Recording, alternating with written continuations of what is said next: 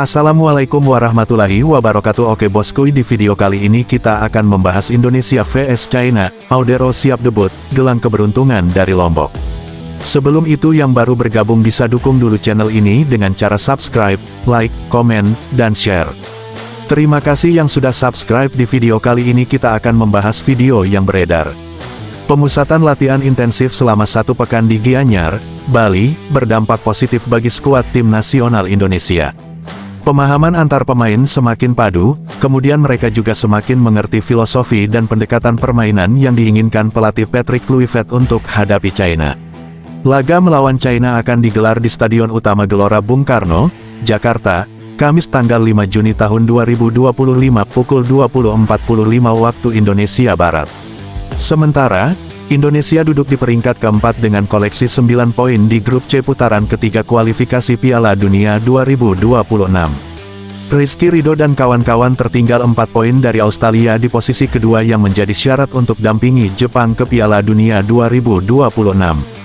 Timnas Indonesia menjalani latihan perdana di Jakarta jelang laga melawan China, Senin tanggal 2 Juni tahun 2025 di Stadion Madia Gelora Bung Karno. Sebanyak 29 pemain dari 32 nama yang dipanggil Kluivert sudah ikut berlatih. Nama terakhir yang bergabung adalah bek sayap kanan, Kevin Dix, yang tidak ikut pemusatan latihan di Bali akibat 2 laga penutup musim bersama Copenhagen. Kevin bersama rekan setimnya tiba di Stadion Madia sekitar pukul 18.05 waktu Indonesia Barat.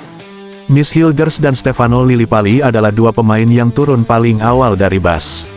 Justin Hubner menjadi pemain terakhir yang turun dari bus sekaligus masuk ke dalam lapangan latihan. Hanya tersisa kiper, Maarten Paes, yang akan bergabung mulai Rabu, tanggal 4 Juni tahun 2025. Maarten dipastikan absen di game kontra China, Kamis tanggal 5 Juni tahun 2025 akibat akumulasi kartu kuning. Ketiadaan Maarten memastikan Emil Audero, kiper Palermo yang dipinjam dari Como, akan menjalani laga debut bersama timnas Indonesia saat hadapi China. Kiper lulusan Akademi Juventus itu juga menjadi sentra persiapan kiper di bawah asuhan pelatih kiper Sjoerd Woudenberg. Emil menjadi kiper pertama yang jalani menu latihan simulasi kemelut umpan silang, lalu proses build-up serangan. 3 kiper lainnya, yakni Hernando Ari Persebaya Surabaya, dan Reza Aryak PSM Makassar, menjaga di gawang pendamping.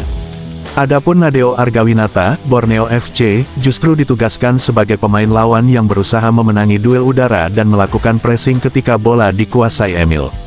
Terkait program latihan yang telah dijalaninya di Bali dan Jakarta, Emil mengakui kohesi tim sudah semakin baik.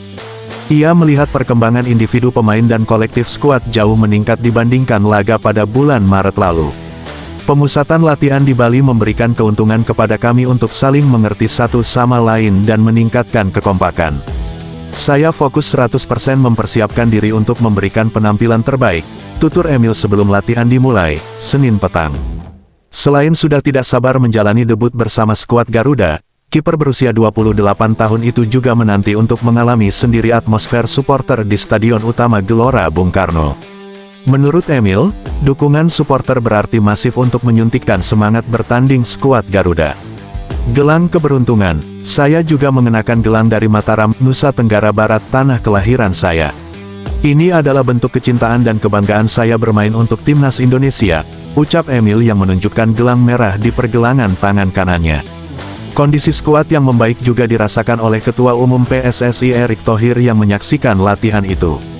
Selama hadir di Stadion Madia, Erick didampingi oleh Kepala Pemandu Bakat Timnas Indonesia Simon Tahamata dan mantan pelatih tim U20 Indonesia, Indra Syafri.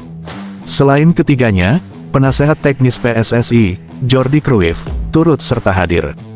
Ia sempat berbincang dengan Kluivert sebelum sesi latihan dimulai sekitar pukul 18.15 waktu Indonesia Barat.